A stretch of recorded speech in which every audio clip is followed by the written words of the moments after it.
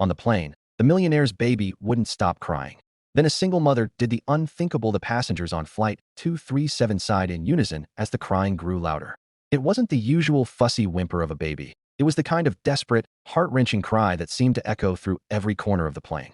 Heads turned, brows furrowed, and flight attendants exchanged worried glances.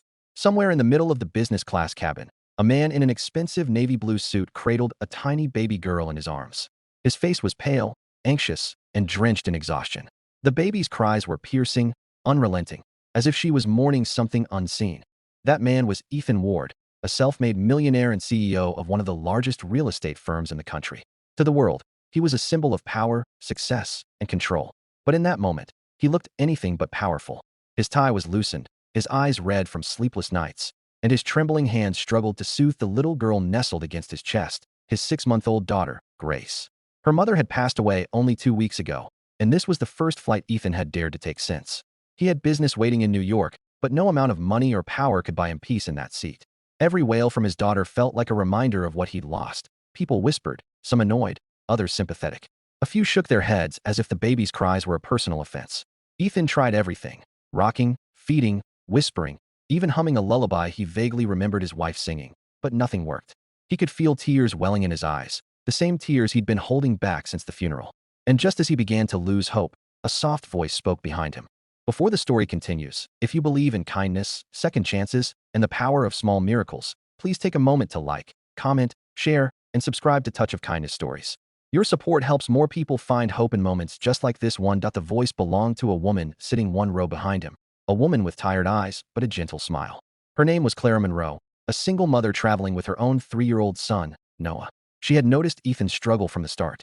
She recognized that trembling in his hands, that quiet desperation, because she had been there once herself, sitting on a cold park bench at midnight, trying to calm her baby while the world kept walking past. "Excuse me," she said softly, leaning forward just enough so he could hear. "May I try?" Ethan turned, startled and a little embarrassed. He didn't want pity. He didn't want help. But the sincerity in her voice made him pause. She wasn't judging him. She was offering understanding. Hesitant, he nodded. Clara unbuckled her seatbelt, stood up carefully as the plane shook slightly, and extended her arms. Grace went silent for a second, her big teary eyes blinking up at this new stranger.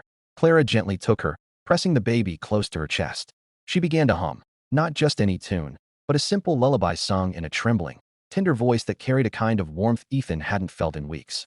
Within minutes, Grace's sobs quieted into soft hiccups, and soon, unbelievably, she fell asleep. The passengers, who had been muttering moments earlier, fell silent.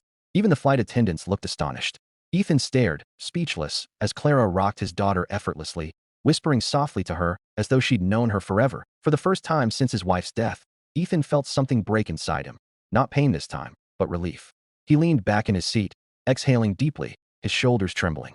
When he finally found his voice, he whispered, "How did you do that?" Clara smiled faintly, never taking her eyes off Grace. "Mothers learn a few tricks," she said quietly. "Sometimes, babies don't need much, just someone whose heartbeat feels safe." Ethan didn't reply. He just watched her, the way she held Grace, the tenderness in her touch, the strength in her calm. It was as if she carried both love and loss in equal measure. When Grace finally drifted into deep sleep, Clara carefully handed her back. Ethan took his daughter gently, his hands steady this time. As the hours passed, they spoke quietly while most passengers slept. Ethan told her he had lost his wife, Amelia, after complications during childbirth. He confessed how he had buried himself in work, trying to survive the grief, only to realize he didn't even know how to comfort his own child. Clara listened without interruption, her eyes glistening with empathy. She told him her own story, how she had raised Noah alone after her husband left when she was pregnant. Life hadn't been kind, but she'd learned to find grace in small things. Ethan was captivated by her courage. She didn't talk like someone who pitted herself. She spoke with quiet strength, with a kind of dignity that made him realize something profound, that wealth didn't measure strength, love did. And in that moment, Ethan understood what true richness meant. The morning sun began to filter through the windows as the plane descended. Noah woke up and reached for his mother, smiling sleepily. Grace stirred, too, blinking up at Ethan with curious eyes. The world outside looked brighter somehow, or maybe Ethan just saw it differently now. When they landed, the crowd hurried to get off, as usual. But Ethan lingered, wanting to say something meaningful. "Clara," he said softly, "I don't know how to thank you. You did more for me in 1 hour than most people have done in years." She smiled, fastening Noah's jacket. "You don't owe me anything, Ethan. Just love your daughter. That's all she needs. You already have what matters most."